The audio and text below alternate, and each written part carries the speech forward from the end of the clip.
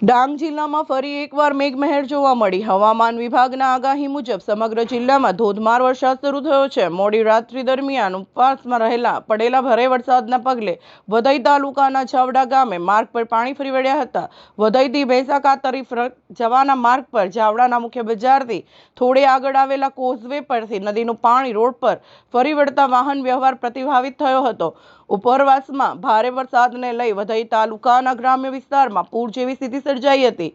માછલી ખાતર રસ્તા પર પાણીના પૂરમાંથી પસાર થતી બસનો વિડીયો સામે આવ્યો। ભારે વરસાદને પગલે થોડી ક્ષણો માટે વાહન ચાલકો અટવાયા હતા, તો બીજી બાજુ રાહદારીઓ માટે પણ હાલાકીભરી સ્થિતિ સર્જાઈ હતી। હાલમાં પાણીનો પ્રવાહ ઘટતા રસ્તા ફરી ખુલી ગયા અને હાલ સ્થિતિ સામાન્ય છે।